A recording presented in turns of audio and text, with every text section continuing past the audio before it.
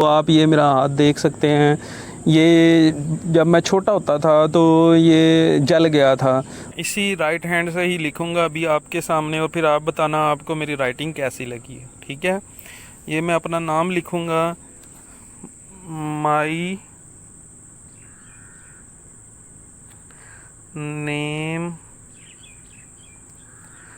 Is doctor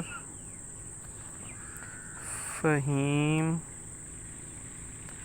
Waheed. उम्मीद है आप लोगों को भी मेरी राइटिंग पसंद आई होगी। बिस्मिल्लाहिर्रहमानिर्रहीम, अस्सलाम वालेकुम। उम्मीद है आप सब खैरियत से होंगे। मैंने आज ही अपना यूट्यूब चैनल बनाया है पोल्ट्री फार्म ब्लॉग के नाम से, और मेरी दुआ है अल्लाह आपको हमेशा खुश रखे और आपकी नेक ख्वाहिशात पूरी करे। आप मेरे पीछे देख सकते हैं कि ये फार्म है, और ये जो ब्लैक ब्लैक है ये शॉपर है, ये पंखों पे चढ़ा हुआ है, और ये पूरा शेड है। और इसमें ये आप देख सकते हैं पीछे ज़मीन है, और ये खाली ज़मीन पड़ी हुई है क्योंकि फार्म की ज़मीन बहुत ज़्यादा होती है। और ये पूरा ये फार्म है, और ये शेड हैं, ये डबल स्टोरी शेड हैं, और ये बहुत ही प्यारा लॉन है आप देख सकते हैं। और ये मेरे घर के बिल्कुल ही सामने है और फार्म के अंदर ही है, क्योंकि मैं यहाँ पे फार्म मैनेजर हूँ, और फार्म कंपनी ने रिहाइश दी हुई है यहाँ फार्म पे। और ये फार्म के जो रिहाइश है उसके सामने ही ये लॉन है, और इसमें बहुत ही प्यारे प्यारे फूल पौधे लगे हुए हैं। जैसे आप ये देख सकते हैं ये एलोवेरा का है, और ये अभी माली ने कुछ दिन पहले ही ये गुलाब लगाए हैं, तो ये भी इंशाल्लाह हो जाएंगे, तैयार हो जाएंगे, क्योंकि गर्मी बहुत ज़्यादा है।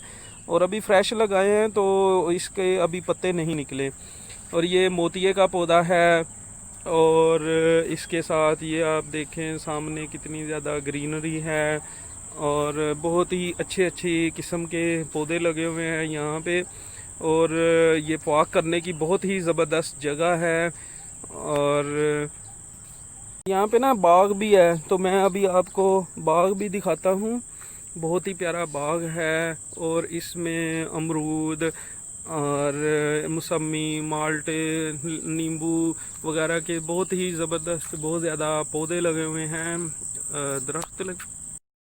या मेरे पीछे देख सकते हैं ये बाग है, ये बिल्कुल लॉन के साथ ही ये लॉन है, तो इसके बिल्कुल साथ ही अपोजिट साइड पे मुखालिफ सिमत में ये बाग है। तो ये बहुत ही ज़बरदस्त बाग है। ये कुछ छोटे बड़े दरख्त हैं, ये अभी इसको कुछ साल हुए हैं, 2 साल हुए हैं। ये माल्टे का दरख्त लगाया था, तो ये उम्मीद है कि बहुत जल्द ये भी 2-3 सालों में तैयार हो जाएगा और फल लगने शुरू हो जाएंगे इस पे। ये फार्म में बाग है, और बहुत ही ये प्यारा फार्म है। बाद लोगों के माइंड में होता है कि पोल्ट्री फार्म बहुत गंदा होता होगा, या इसमें बहुत ही स्मेल होती है, बिठे वगैरह होती हैं। तो ऐसे ही यहाँ पे कोई ऐसी बात नहीं है। ये जो ओपन शेड होते हैं वहाँ पे शायद कुछ ऐसा होता हो, लेकिन ये जो हमारा फार्म है ये कंट्रोल्ड फार्म है, और ये बहुत ही प्यारा बना हुआ है। आप देखें ये इतना प्यारा यहाँ पे लॉन है। और ये मैं जो आपको बता रहा था ये रिहाइश है, कंपनी की तरफ से दी हुई है। और ये पीछे आप शेड भी देख सकते हैं, और बहुत ही ये बोतल पाम का दरख्त है, बहुत ही प्यारा है। और आपने ये मेरी वीडियो को एंड तक देखना है, और एंड पे मैं आपको एक बहुत ही ज़बरदस्त अपने बारे में कुछ मोटिवेशनल चीज़ें बताऊंगा, कुछ दिखाऊंगा, तो आप बहुत इंस्पायर होंगे उससे। आपने ये वीडियो एंड तक देखनी है। बहुत ही प्यारी कैट है, और ये हमारे फार्म पे है, और हम इसको दूध वगैरह डालते हैं। बहुत ही ज़बरदस्त प्यारी कैट है। मानो देख के डर के भाग रही है। मानो आपको कहा था कि मैं आपको कुछ दिखाऊंगा, तो आप ये मेरा हाथ देख सकते हैं। ये जब मैं छोटा होता था तो ये जल गया था। वो हुआ ऐसे था कि मेरे अम्मी अबू एक शादी पे गए थे, वो मेरे अम्मी के मामू थे, तो उनके यहाँ शादी पे गए तो शादी ऑलमोस्ट तकरीबन ख़त्म ही हो चुकी थी। तो जैसे देहातों में लोगों को आदत होती है कि वो शादी के बाद इकट्ठे बैठती हैं औरतें और गपशप लगाती हैं, तो ऐसे ही हुआ था कि उन्होंने मेरे अम्मी अब्बू को नहीं जाने दिया, हमारे रिश्तेदारों ने। तो मेरी अम्मी ने मुझे फ़र्श पे बिठा दिया और मुझे परात दे दी नीचे खेलने के लिए। तो जैसे देहातों में पहले देगें वगैरह बनती थी तो वो कोयलों पे बनाते थे, तो ऐसा ही हुआ था कि मैं परात के साथ खेल रहा था, चल तो मैं पाता नहीं था, मैं रिड़ता ही था। तो वो ना मैं परात के साथ खेलते खेलते ही वो आग में चला गया, कोयले जल रहे थे, तो वो मैंने ना कोयलों को पकड़ लिया और मुझे पता नहीं उस टाइम दर्द का क्या फीलिंग थी, क्या था, तो मैं रोया नहीं। मेरे ना रोने की वजह से मैं काफ़ी देर ही उधर ही आग में ही वो कोयले को पकड़ के बैठा रहा, तो किसी ने देखा भी नहीं। काफ़ी देर बाद कोई औरत आई और उसने शोर डाला कि ये बच्चा किसका है, को जो आग में आग पकड़ के ऐसे बैठा हुआ है। तब मेरे अम्मी अब्बू ने मुझे देखा और वो फिर दौड़े, उन्होंने मुझे उठाया। और उस टाइम वो जुमे का दिन था, तो उस दिन डॉक्टर भी उस टाइम अवेलेबल नहीं था, वो जुमे का टाइम था, तो वो काफ़ी दौड़े। वो तो वहाँ पे एक डिस्पेंसर टाइप एक डॉक्टर था, वो मिला, तो उसने जैसे ही मेरा जला हुआ हाथ देखा तो उसने ना ज़ख़्म को खुश्क करने वाली दवाई दे दी।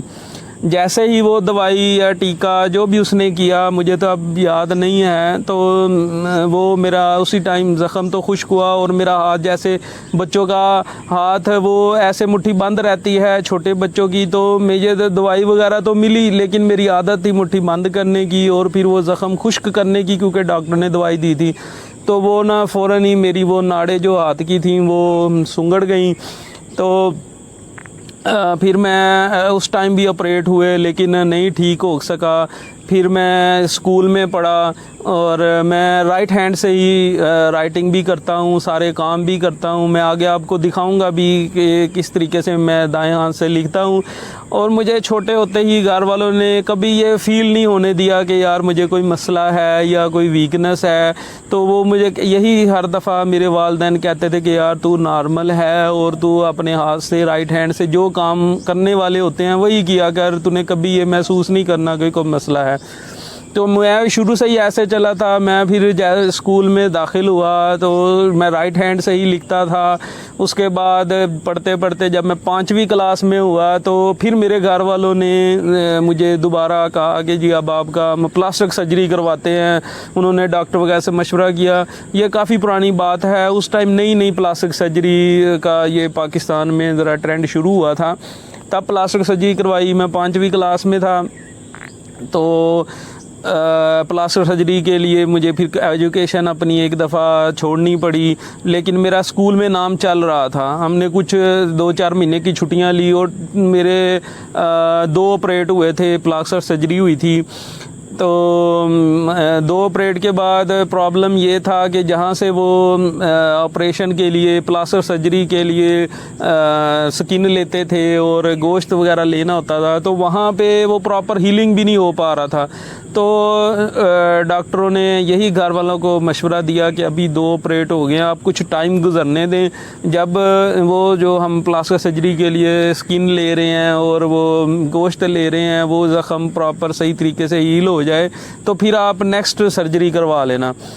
तो मैं फिर दोबारा वापस आ गया स्कूल में और अभी कुछ ही तकरीबन 1-2 महीने बाद ही उसके रिज़ल्ट पेपर होने थे।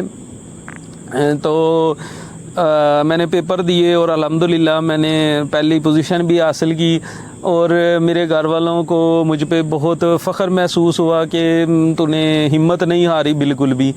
फिर मैंने ऐसे ही स्टडी कंप्लीट की, मैट्रिक की, फिर एफएससी की। और एफएससी का भी एक वाक़या है, बहुत ही ज़बरदस्त है। मेरी शुरू से मैं लिखता तो राइट हैंड से ही था, लेकिन मेरी राइटिंग भी बहुत अच्छी थी और मेरे टीचर्स जो है वो मुझे बहुत ही अप्रिशिएट करते थे और वो बाकायदा मेरी लिखाई को रिटर्न जो फॉर्म होती थी उसको जो है ना रजिस्टर वगैरह को वो स्टूडेंट्स को दिखाते थे कि यार ये देखो ये कितना ज़बरदस्त लिख रहा है।